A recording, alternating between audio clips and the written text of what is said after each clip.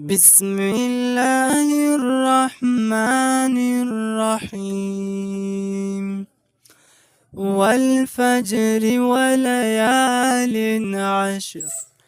والشفع والوتر والليل إذا يسر هل في ذلك قسم لذي حجر ألم تر كيف فعل ربك بعاد إرم ذات العماد التي لم يخلق مثلها في البلاد وثمود الذين جابوا الصخر بالواد وفرعون ذي الأوتاد الذين طغوا في البلاد فأكثروا فيها الفساد فصب عليهم ربك سوط عذاب إن ربك لبالمرصاد فأما الإنسان إذا ما ابتلاه ربه فأكرمه ونعمه فيقول ربي أكرمن وأما إذا ما ابتلاه فقدر عليه رزقه فيقول ربي أهانن كلا بل لا تكرمون اليتيم ولا تحاضون على طعام المسكين وتأكلون التراث أكلا لما وتحبون المال حبا جما كلا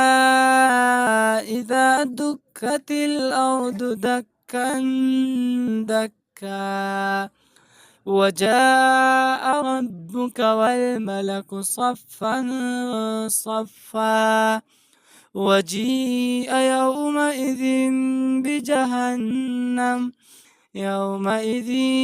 يتذكر الإنسان وأنى له الذكرى يقول يا ليتني قدمت لحياتي فيومئذ لا يعذب عذابه أحد ولا يوثق وثاقه أحد يا أيتها النفس المطمئنة ارجعي إلى ربك راضية مرضية فادخلي في عبادي وادخلي جنتي. سورة البلد مكية. بسم الله الرحمن الرحيم. لا أقسم بهذا البلد وأنت حل بهذا البلد ووالد وما ولد لقد خلقنا الإنسان في كبد أيحسب أن لن يقدر عليه أحد يقول أهلكت مالا لبدا أيحسب أن لن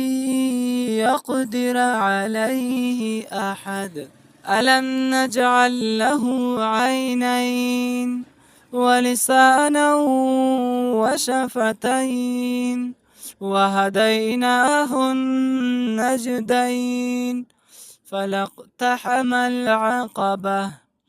وما أدراك ما العقبة فك رقبة أو إطعام في يوم ذي مسغبة يتيما ذا مقربة أو مسكينا ذا متربة ثم كان من الذين آمنوا وتواصوا بالصبر وتواصوا بالمرحمة أولئك أصحاب الميمنة والذين كفروا بآياتنا هم أصحاب المشأمة عليهم نار مؤصدة. سورة الشمس مكية. بسم الله الرحمن الرحيم. والشمس وضحاها والقمر إذا تلاها والنهار إذا جلاها والليل إذا يغشاها والسماء وما بناها والأرض وما طحاها ونفس وما سواها فألهمها فجورها وتقواها قد أفلح من زكاها وقد خاب من دساها كذبت ثمود بطغواها إذ انبعث أشقاها فقال لهم رسول الله ناقة الله وسقياها فكذبوه فعقروها فدمدم عليهم ربهم بذنبهم فسواها ولا يخاف عقباها. صدق الله العلی العظیم. दोस्तों, आप में से अगर कोई नया है तो चैनल को ज़रूर सब्सक्राइब कीजिए, वीडियो को लाइक करें, कमेंट सेक्शन में